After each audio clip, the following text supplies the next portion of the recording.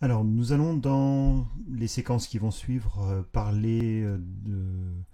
Publisher et de cette notion de gestion du texte à l'intérieur justement de cet outil qui est globalement un outil de mise en page. Donc la force même de cet outil, c'est de pouvoir maîtriser justement de façon optimale ces textes en question. Et nous aurons en fait plusieurs façons de gérer ces textes.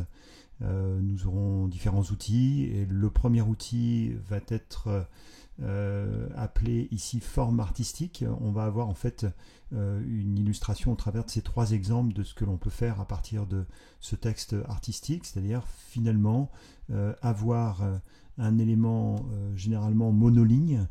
qui va vous permettre de saisir plutôt des titrages un peu sophistiqués en appliquant par exemple soit des couleurs de remplissage sous forme de dégradés, des effets, comme par exemple ici le texte à droite.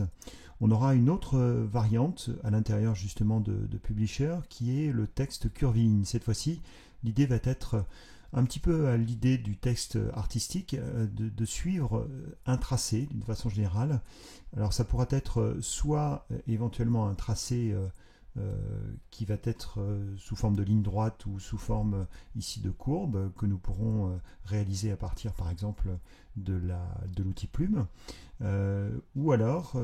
tout simplement suivre le pourtour ou la partie intérieure également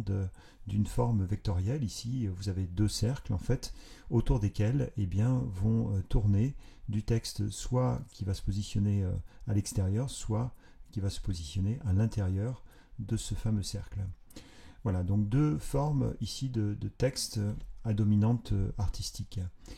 Ensuite, eh bien, vous aurez la possibilité d'intégrer également du texte à l'intérieur de formes déjà existantes qui par défaut seront rectangulaires, mais qui vous permettront d'intégrer par exemple cela à l'intérieur d'objets vectoriels comme par exemple ici une forme obtenue avec l'outil segment que vous avez dans la palette d'outils principale qui se trouve en fait ici. Donc du texte captif, et vous aurez cet autre choix de venir en fait à l'intérieur d'une zone captive, et bien tout simplement réaliser du texte qui viendra s'intégrer à l'intérieur d'un bloc, d'une zone de texte multicolonne, avec ici également un ajout de gouttières, donc d'espace intercolonne que vous allez pouvoir ici maîtriser. Et puis, en dernier lieu, quand vous aurez besoin de disposer en fait dans votre plan de montage un certain nombre de blocs de texte, de zones de texte, et que ces éléments ne seront pas forcément juxtaposés les uns aux autres, mais dispersés un peu dans votre document de travail, eh bien, Affinity Publisher va nous proposer justement de mettre en place un système de chaînage de texte avec un déversement de surplus de texte qui viendra ensuite s'enchaîner dans les différentes zones de texte que vous allez avoir ici. Donc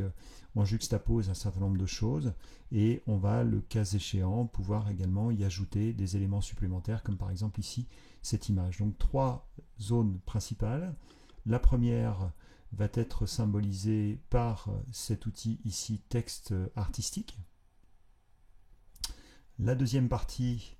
et d'ailleurs la troisième également vont faire l'objet soit d'une forme basique de zone de texte,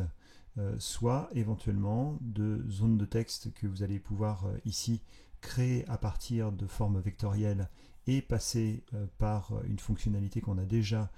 entrevue dans d'autres contextes qui est ici la conversion en zone de texte. Et puis nous verrons également donc, dans le troisième exemple, avec toujours le même outil zone de texte, que nous pouvons justement cette zone de texte ou ces zones de texte les chaîner les unes aux autres de façon à ce qu'il y ait un enchaînement logique ensuite du texte de bloc en bloc.